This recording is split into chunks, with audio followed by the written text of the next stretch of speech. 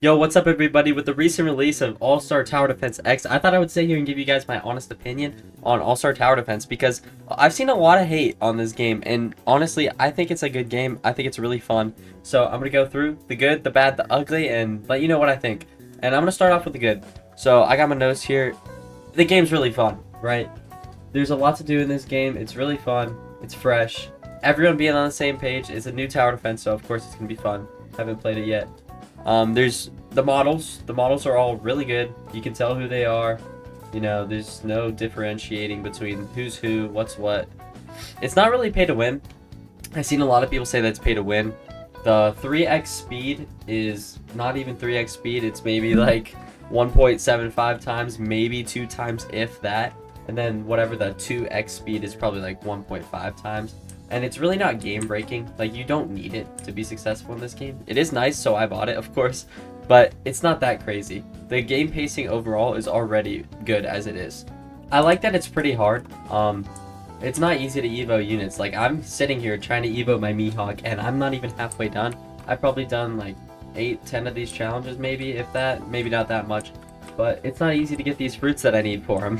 As well as like these rainbow things. I don't know what they are, but it's not easy to get those. A lot of the units as well are very unique, such as this Datara right here. He reminds me of like an aerial ace from Bloons TD6. He flies in a circle and he only attacks whenever he flies over things. So it doesn't really attack things specifically. It only attacks enemies that enter his range. And then I can also change the pattern. I can make him fly in a figure 8 or a circle, which is really sweet. And then there's also team up mechanics, which I can't show right now. But if you team up Sasuke and Naruto, they do a special thing.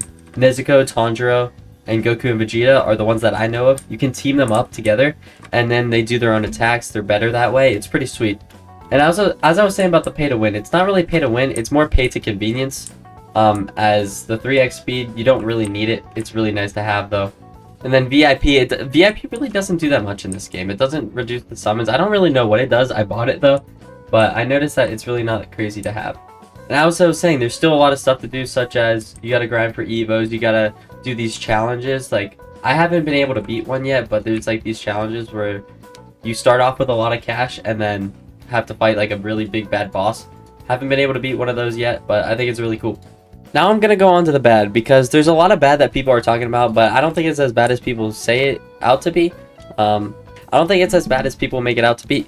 People complain that 3x speed wasn't really advertised, and when they bought it they thought it was a 3 times speed, and it really doesn't do that much. Like, as you can see, I'll go from 1x speed, the normal one, go to 2x, and then 3x.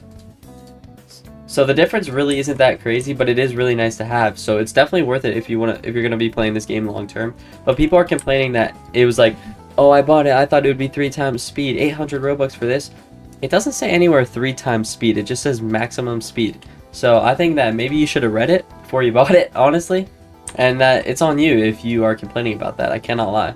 The game is already paced pretty well as it is. Like, as you can see, if I go to 1x speed, it's really not that much crazy difference between 3x speed and 1x speed. Showing that the game's already being paced pretty well. You can play without it. You can still use 2 times speed without the game pass. You can play the game without 3x speed is what I'm trying to say. Stages really only last like 5 to 6 minutes, which is perfect. Then a lot of people are hating on traits. So I didn't originally play the original All-Star Tower Defense X, so I can't talk about if traits were a bad addition to add, but I think the way that All-Star Tower Defense has put in traits into the game is beautiful. I mean, trait rerolls are really easy to obtain. They're nothing crazy. They're really cheap if you wanted to buy them, which you don't have to because you can earn them through game modes like the Daily Challenge.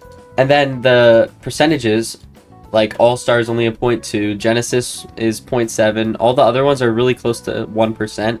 When you pull something like an All-Star, I think it's like a unique, but it makes your unit cost almost 2 times as more. So it's really not that much better than a Genesis, if it even is better than Genesis. Like, I have Genesis on Mihawk, Broly, and one other unit, I forget. But on 4 placements, I would much rather have a Genesis. So I think traits are fine. The percentages aren't bad. I think, honestly, without the traits, it adds less diversity to the game, meaning that when people get the same unit, I mean, there's not much to differentiate them besides the stats. So having things like traits to, you know, say, hey, my unit's better than yours. Oh, this unit's better than yours. Adds more depth to the game as well as some diversity to make it more fun and interesting. Because let's be honest, traits have grown into all tower defenses by this point, and avoiding them, it's just not possible. Let's be real. Now I'm going to move on to the ugly. There's some really ugly things in this game that need to be addressed and honestly need to be fixed. I cannot lie. There's things that need fixed, such as the UI. A lot of the UI is ugly. It reminds me of a simulator game, honestly. It reminds me of a cash grabby simulator game like a Steal a Brain Rot or some game like that. As you can see, like map info, these buttons, they just don't look satisfying. They don't look polished. They're just... You can just look at it. I don't really have to talk too much about it. Yeah. Another good about this game, though, is the maps. I didn't mention that. The maps are really beautiful. Like, look at Egghead. It's just really nice, honestly. The maps still retain the same charm that All-Star Tower Defense had. It doesn't completely get rid of that charm. Because I went back and watched old clips for All-Star Tower Defense, and I could see the charm that people were talking about. And I think that some of that is still retained within All-Star Tower Defense X. Another negative is that I have seen is no real compensation for OG players. Now, I think this is what most of the people are complaining about, and these OG players are irate about this. They're complaining they didn't get much compensation at all for being an OG. So the worst thing about this is no game passes such as VIP converted to All-Star Tower Defense X, which is kind of crazy because I think they did have the ability to do this if they wanted to, because they were able to, you know, keep that same data from All-Star Tower Defense and bring it into All-Star Tower Defense X.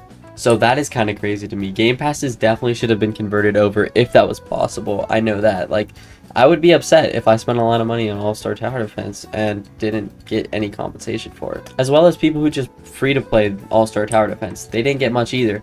So, like, I hopped on in like 2021 and I got all the same benefits as someone who grinded a crap ton in 2021, which is really not fair. I cannot lie. It's just not fair. And then the compensation they did give the OG players, it wasn't crazy. It was just skins, cosmetics, which it's fine, but the skins and cosmetics, they're just, it's not enough for OG players, right? They need to reward the players who stuck with them throughout this entire journey. They need to reward them.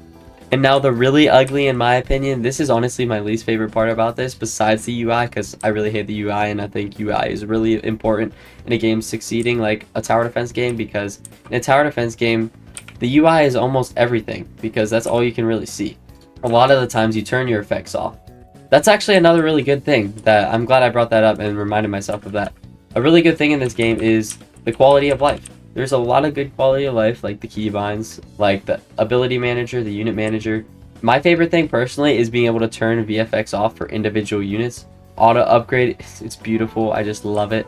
It's awesome. And as I was saying, as you can see, this UI on the left hand side, it's just not good. It doesn't look good, let's be real. All here on the bottom, the X, it doesn't look great, let's be real.